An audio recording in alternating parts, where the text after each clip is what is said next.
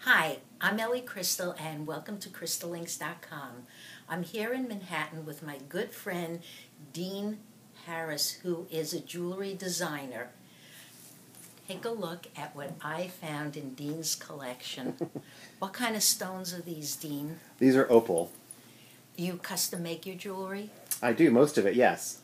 And I just fell in love with these. I've never seen opal quite like this. So this is handmade, custom made for me. Of course. If you knew the price, you'd say no, Ellie, not for you. But anything for you, Ellie. Well, so I was looking in Dean's book to find out more about opal. I know it's linked to Libra. You're a Libra, aren't you? Yes. Yeah, because this house is all filled with Libra energy and opal and all of that. Now, according to Dean's book on crystals, the opal is supposed to make you invisible. So I put them on, and I went, am I still here? Nothing happened, I'm sorry. Am I still here, Dean? You're looking through the lens. I can still see you. Oh, well. Dean has the most beautiful collection of crystals you will ever see anywhere, short of a crystal warehouse. Walk with me over here to something that's really going to blow you away. And these are called? Strawberry quartz. And what can you tell us about them? Well, strawberry quartz is quite rare. These crystals mostly came from Brazil, and it's unique to have 5 of them all together. But on a metaphysical level, strawberry quartz is used to learn about the origins of the universe. Such as the hologram? Or, as Ellie will say, the beginning of the program. You know, when I first came here and I saw these, because these are a little bit new to Dean's apartment, when I first saw them, my first instinct was, Dean, where's your tuning fork? We should just be tapping them, and they're going to create this intense harmonic that'll resonate into the grids.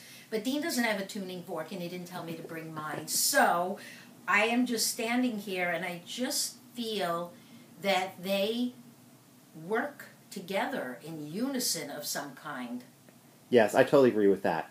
They are quite amazing when you sit and meditate with them.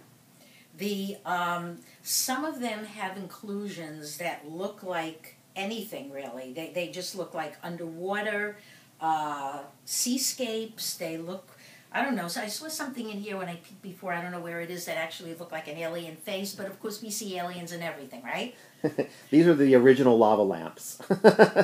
Oh, so they are. They kind of look like that. No, the energy, if we go to the origins of the universe, and Dean wanted me to mention it, the universe is consciousness, and larger crystals of this size are supposed to open up consciousness. They're supposed to connect you from physical consciousness to the grids. I'm not going to say higher and higher and higher, because some of you think there's 4th and 5th and whatever dimensions. It's possible. You know, you have to stay open to everything, and anything is possible. But if you're going to connect to the grids, there's some sort of pattern or some sort of harmonic that goes with these crystals that definitely could take your consciousness not to the beginning. I don't think any of us here, or any object or crystal on this planet, short of going through a black hole or a wormhole or whatever, is going to actually take us to the beginning. But this could actually show you, if done in the right matrix. Now remember that the consciousness hologram is a matrix. It's all math, it's all physics, and it works right now. I'll stand sort of centered, but they're working in line with my personal matrix. Everybody out there has a matrix. Crystals, if they're your crystal, will align with your matrix and do anything. They can heal the heart, they can heal consciousness, they can heal a lot of things. But, as I always say, it's still just temporary, it's still in the moment. Any kind of healing that you do, unless you're programmed to complete that healing cycle in your DNA program, is just a momentary thing, and that's all part of what the hologram is about. We live in a holographic universe. That's the whole deal. That's what Dean said he wanted me to talk about. And as a hologram, we are projected illusion in that holographic universe. It had a beginning, and it is coming to its end, and as it does, everything that's within its matrix, within the whole universe, the whole matrix of everything, is starting to implode, such as our political, social, religious, all our systems. Everything that we want to work comes with more glitches than it ever did before. But let's just stay with crystals. Use crystals any way you can. Let them attract you. Let them speak to you. There was a crystal over here that I noticed also when I came in. You have to see these crystal earrings because these are also extremely unique. And these are ammonites. Which means? So at one point, ammonite was the most prevalent species on Earth.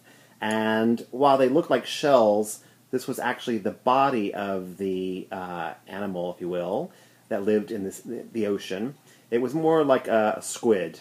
How old is this, would you say? So these fossils are about 1 trillion years old. 1 trillion. A little older than me. At least something in this hologram's older than I am. But if you notice, if you look in closely, they follow the pattern of what you call, go ahead, Dean. The Fibonacci circle.